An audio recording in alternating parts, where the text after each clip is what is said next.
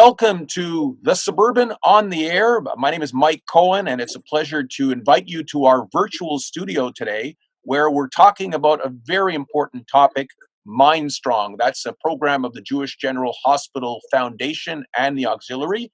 Joining us today is Liz Wiener, who's the co-chair of Mindstrong, Dr. Karl Looper, the Chief of Psychiatry at the Jewish General Hospital, and well-known media personality from Virgin Radio, Lee Haberkorn, who's an ambassador for the program.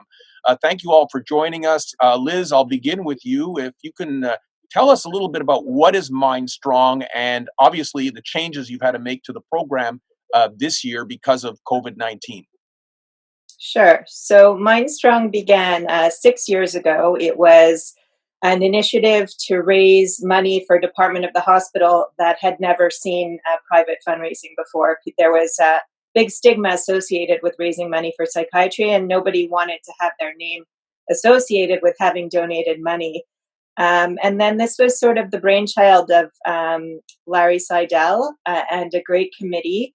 Larry Seidel is the vice president of the foundation of the hospital, and he decided it was time that psychiatry deserved its place on the roster of fundraising campaigns, and so that's what it started as an initiative to raise money for services and for infrastructure at the Jewish General Hospital. It culminated every year with a big fitness event. We know very well about the connection of fitness with mental wellness. Great, energetic, community building event held usually in May. And this year we couldn't do that. So we had to scramble. You've been, it's been very successful. I believe you've raised $7 million in only 5 years. I mean, how are you able to do that? And how are you going to continue? How are you going to do that during a year like we're having right now? So, yes, we've had an incredible fundraising committee, amazing support from Dr. Looper and his staff at Psychiatry, and some very generous donors. I think that the stigma is slowly but surely disappearing from mental illness, and I think people are more open to the idea of donating, the idea that mental wellness is as important as physical wellness, which brings us to this year where we said, well, we still want to raise money. What do you need? Where we spoke to Dr. Looper and his clinicians and staff who said, well, this is what we need to do. We need to innovate. We need to make sure that our psychiatry patients still get the standard of care that we provide, but we need to keep them home and we need to keep them safe. And so one of the initiatives we're raising money for is a telemedicine program, telepsychiatry, so that patients can access their physicians and their clinicians remotely. So that requires iPads, different tablets, computer speakers, computer microphones, things to adapt the technology to make that feasible. Another thing we are raising money for is an incredible program that I've been a part of this year, and it's a volunteer initiative to call isolated, older, and vulnerable adults who are patients or have been patients of psychiatry at the Jewish General. And it's a friendly phone call to check in and make sure they're doing okay, that they have their physical needs met, they're getting their groceries, and it's just a friendly listening program at a time when so many people are feeling stressed and alone, and so many people are alone. Fantastic. So that's one of, it's fantastic. Fantastic, yeah. It's really been, we had an extensive training program to start to train us to do the phone calls, and it's amazing the evolution in the quality of the calls even over the course of the last month that we've been doing this, how people are really opening up and talking about their vulnerability and their gratitude for the phone calls, because it makes them feel a little bit less isolated. And the third tier of the program that we're raising money for this year is innovative care for dementia and Alzheimer's. The mental health toll that caretaking for Alzheimer's patients takes is enormous. And this is a program designed to improve the quality of life, both of patients and of the people who take care of them. I'm very impressed. Dr. Looper, obviously, probably psychiatry has never been at a more important stage than right now with COVID-19. And how are you seeing the need right now with all the people who are probably having great difficulty? Yeah, well, very early on in the pandemic, those of us working in mental health realized that there would be a parallel pandemic of mental health problems. And it's a little delayed, what happened with there's the fear of COVID, but then there was really the reality of people being socially isolated, losing their daily routines, losing their jobs, and this is taking a toll on people. Um, we can also think of particular vulnerable populations, and of course, everyone is very aware of the plight of the elderly, who are really at risk of becoming seriously ill and of dying of COVID. And But there are other groups that often suffer from mental health problems, like the homeless. Also, people who have precarious financial situations before the pandemic. We're also seeing problems with children and families who are out of their routines and no longer have their usual structure. They may have had difficulties to begin with, and that this has really sort of exacerbated things for them.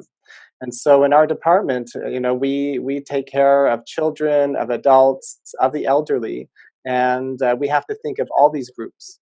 And Very early on, we had to shift rapidly how we were going to deliver care, knowing that we would not be diminishing the care, that we would be maintaining the services that need to be available to people in the situation. And so Mindstrong has really been wonderful. It has supported our major initiatives, primarily shifting rapidly towards telepsychiatry, allowing all of our patients to be seen safely in their homes, and also our own staff. Many of them are older and themselves would be at risk of coronavirus.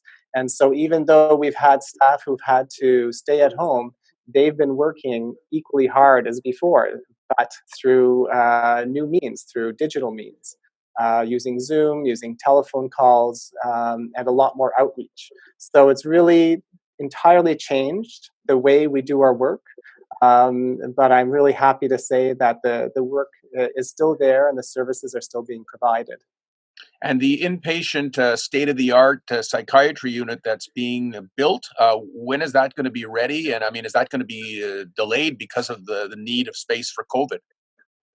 Well, this is really very exciting, and it's one of the major initiatives funded by Mindstrong over the past 6 years. It's this wonderful state of the art new inpatient unit, 48 beds. It was really nearing completion when the pandemic began, and there was a small delay as a lot of construction stopped, as well as suppliers. It was hard to get materials, but that was brought back on as an essential activity to finish our inpatient unit, and it should be opening in June. Very exciting. I'll move on to Lee Haberkorn, who goes way back with me when he was a young boy and didn't shave, and he lived right near me. And now he's all grown up and he's a recent daddy. Belated Recent dad. on that. Lee is an ambassador for the program. Lee, tell us, why are you an ambassador for Mindstrong, and what is your connection to the JGH? Well, aside from the obvious that Mindstrong has just been doing so many amazing things over the last few years and raised so many funds for the Jewish General Hospital and the psychiatry unit, it's 11 years ago, I was in a very dark place. And when I needed help, the Jewish General Hospital was there for me. And so it's literally the least I could do is try to be a voice for those who are still suffering, for those who don't have the opportunity to have a voice. But 11 years ago, I wanted to kill myself. And I was scared. I felt alone. Even though I had a support system around me, I wasn't using it. And it was the first time I was able to ask for help. And it was at the Jewish General Hospital.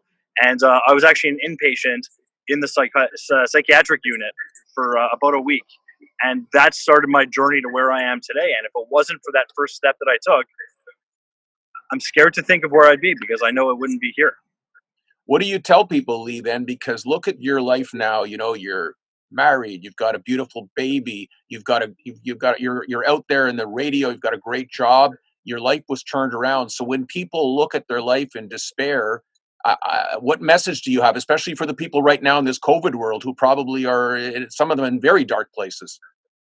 It's not easy to completely change your life. I mean, it took a lot of work on my part to get to where I am today, but it is so worth it. And taking that first step, asking for help, admitting that not everything is okay is so worth it. But I know it's easier said than done sometimes. And I know taking that first step and admitting that we're not all good can be so daunting and so scary. But there is light at the end of the tunnel. Like, there's all these cliches, but they're true. Like, I never dreamed that I would have the life I have today. You know, I would have been happy with a fraction of what I have today. But I had to completely change everything about my thinking and how I was feeling, because I was in a very dark place. And I didn't think I'd see my next birthday when I was 23, 24 years old, let alone have a job and a wife and a baby. But more importantly, I'm happy today on the inside. I'm able to talk about things. And that's the reason I'm so supportive of the Jewish General Hospital and of Mindstrong, is because their only mission is to try to help people that need it. And it's a beautiful thing. It's a great comment. And just to wrap it up, I guess, Dr. Looper, a story like Lee's kind of says it all, doesn't it? Absolutely. It's really, a kind of success story. It's very inspiring, and it's really the message that we want to bring to people, that there's help out there for you. And as Lee said, it takes a lot of work to bring about these changes, but it's possible, and we can help you do it. I want to thank you all very much for joining me. We will promote this on the Suburban website at thesuburban.com. You can read a lot more. I want to wish you all the best and congratulations. Thank you. Thank Thank you. you.